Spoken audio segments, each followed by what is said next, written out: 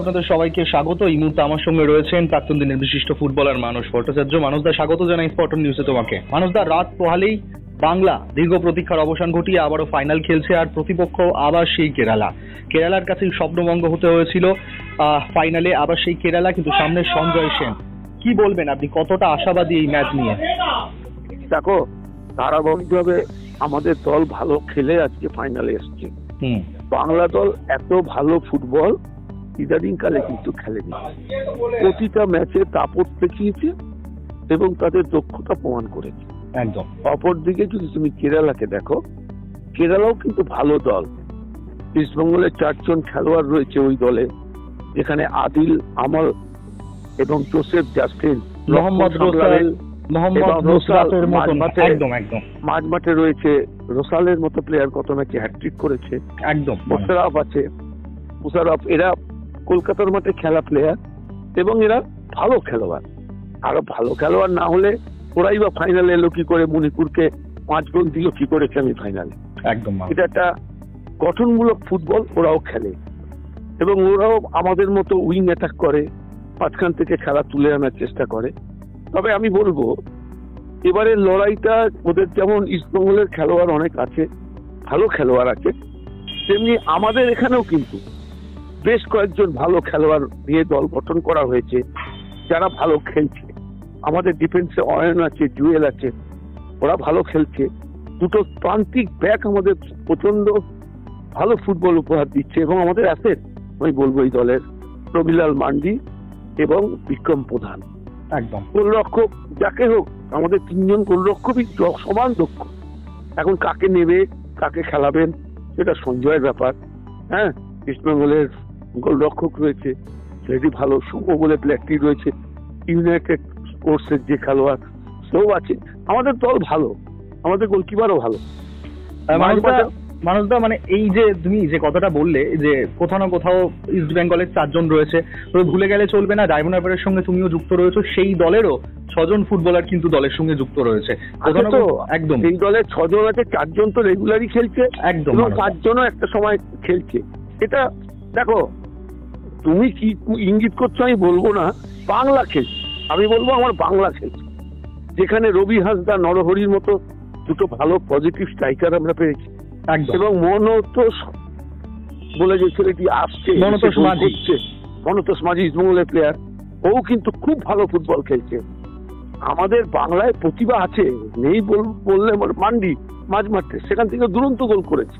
একদম। আসলে আত্মবিশ্বাস তুঙ্গেন, সুপ্রতিভ হাজরা ডায়মন্ড হারবারের হয়ে রেগুলার খেলেছে। ও জবে থেকে টিমে ঢুকেছে, কিমু বিকুনে ওকে সরাতে পারেনি।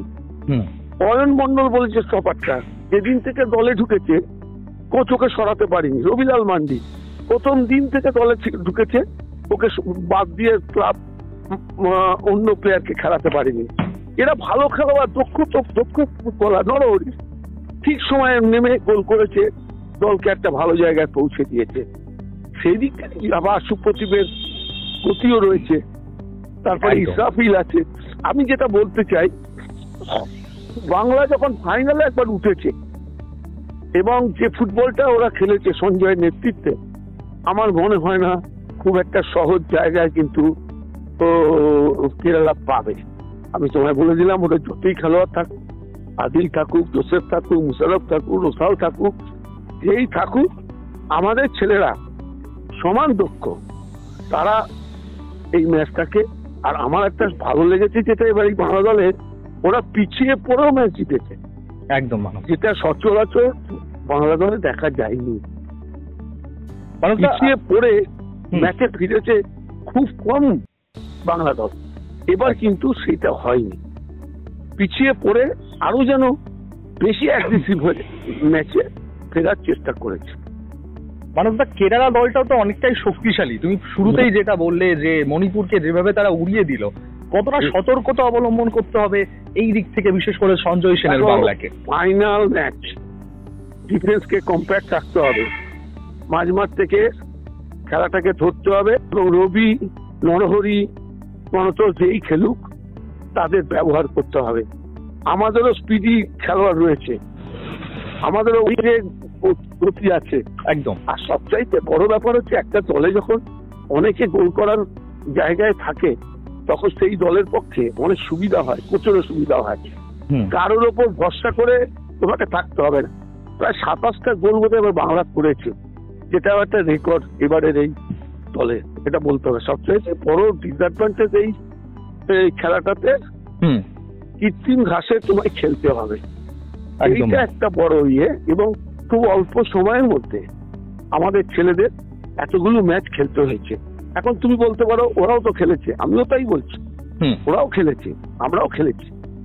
তাই জন্য সঞ্জয় সেন 22 জন খেলোয়াড়কে ঘুরিয়ে ফিরিয়ে খেলিয়ে তাদের দক্ষতাটা যাচাই করে নিয়েছে।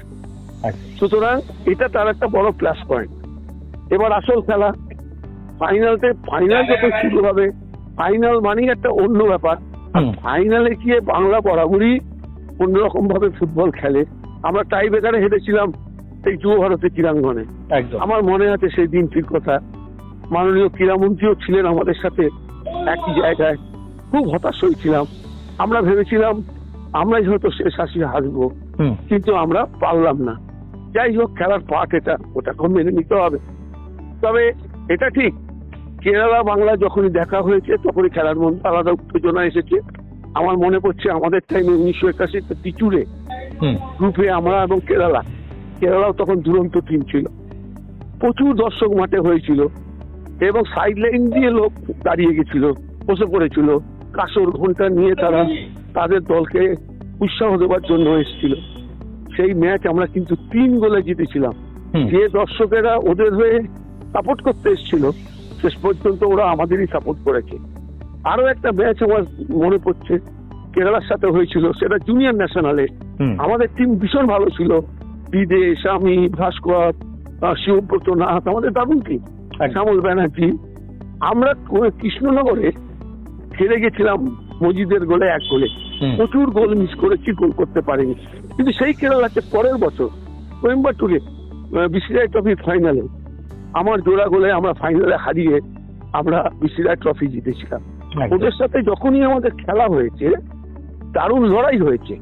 কোনো সময় ওরা হেসেছে, কোনো সময় আমরা হেসেছি, তবে বেশিরভাগ সময় বাংলাই কিন্তু জিতেছে এবং কালকেও সেটাই হবে, বাংলাই জিতবে এবং লড়াই হবে।